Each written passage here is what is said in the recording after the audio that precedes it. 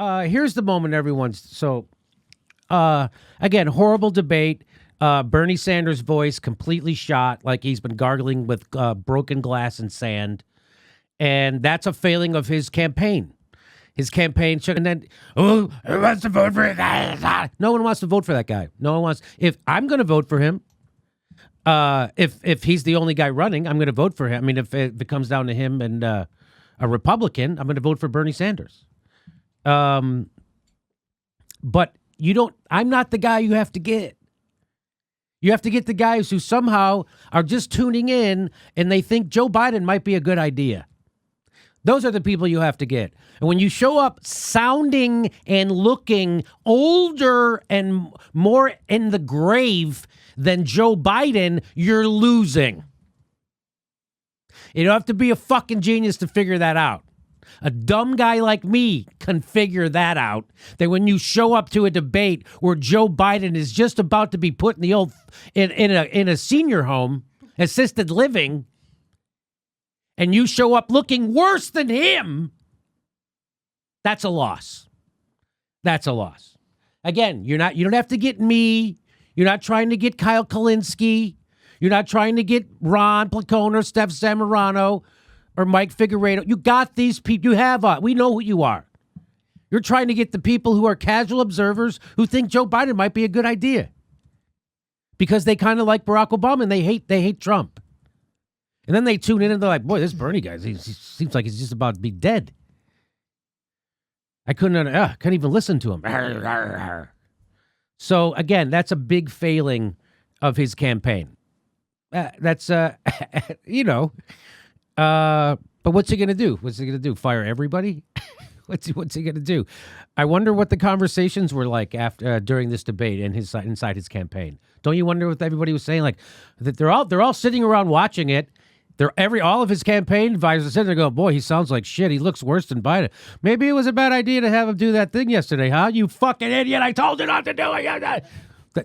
I hope there had to be a little arguing because if they were all on board with Bernie campaigning up until the day they do the debate, if they're all on board for that, then that certainly is quite a brain trust they have over there. Well, all right.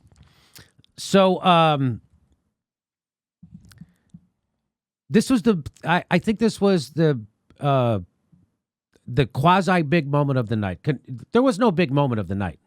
No, it was, and it went on for way too long. It went on for... It was so long. I couldn't believe it. I'm like, what, 3 hours? Of nothing. I mean, it was like... And nothing. If that debate was an American citizen, a United States citizen, it would have gone bankrupt from medical bills for how long they spent on life support. It was unbelievable how long that freaking debate was. And it would have been one thing if it was Joe Biden, Elizabeth Warren, and Bernie Sanders doing most of the talking. That would have been one thing, but it wasn't. Mm-mm. It was Cory Booker. It was Kamala Harris. It was Julian Castro. It was Amy Klobuchar, who no one wants to hear from. And I don't know about you, but Kamala Harris, she ran the light. A lot. I mean, she would talk for 5 minutes past her time, it seemed like. Yeah, and they never did anything. And they didn't do anything. And Beto O'Rourke. I mean, Beto O'Rourke got so many softballs because they know that's all he can handle. Right. So he got softball after softball after softball. Liz Warren, hey, Andrew Yang, who I disagree with on a lot, but Andrew Yang, she stepped on his time deliberately at one point. They just let it happen. Yeah. She just started, I'll just speak instead. Yeah. They did nothing. It's like, wow. I thought every time Kamala Harris was talking, it sounded like, oh, I'm so tired. Oh, she did sound tired. Man, all right, let me give you another bad anecdote that you'll try to pretend to believe. Hey, she took on Trump. That's really going to make her stand out from the crowd. You know how nobody's criticizing Trump. You know how nobody... It's one big who can hate Trump more contest, which is exactly what it was for the Republicans with Barack Obama. Okay, so here is Joe Biden says that if you lose your job, you get health care. Right? You can buy in, is what he said. And so then they have this exchange, right? Instead of you're just in, you should have to opt out of care, not opt in. You know what I mean? You should just have. So here's their exchange, and everybody's making a big deal out of it. Barack Obama's vision was not to leave 10 million people uncovered. He wanted every single person in this country covered. My plan would do that. Your plan would not. They do not have to buy in. They do not have to buy in. You just said that. You just said that 2 minutes ago.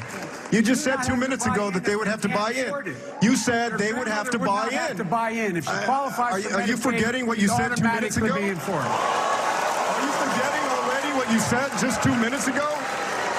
I mean, I can't. So now Joe Biden didn't hear what he said. So Joe Biden, he hears the crowd going, oh. So Joe asks Bernie. He goes, what's going on? He's like, I don't know what's going on.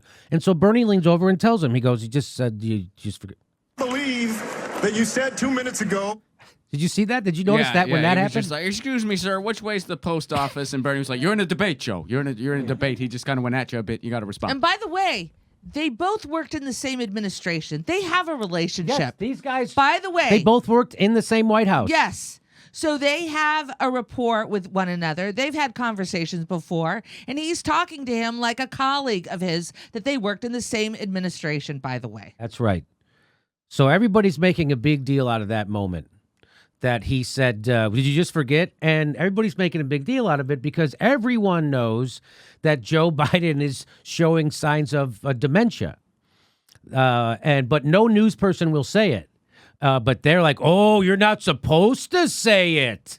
What the fuck? Why can't you say it? The guy can't talk. Joe Biden can't talk. And when you say that, you're saying he can't communicate an idea. He's not completing an idea. Did you see when his teeth almost fell out of his mouth last night? Did you see that? Yes, I did see that. I literally got scared for him. I did. I was like, like I don't want to see that happen to some. I didn't want to see that happen to him. Although it would certainly kill. Anyway, I literally did get nervous. I was like, oh, and then I'm like, I'm praying that it was just his lip got stuck. Yeah, I just thought it was gross. I mean, he seemed okay. It looked, all right. Yeah. So there you go. And you know what, Jimmy? That's the kind of presidential candidate that I'm looking for. Someone who's fragile. And nobody can hold him accountable for his words or his actions. Right? That you just have to complete deference to him because of his age.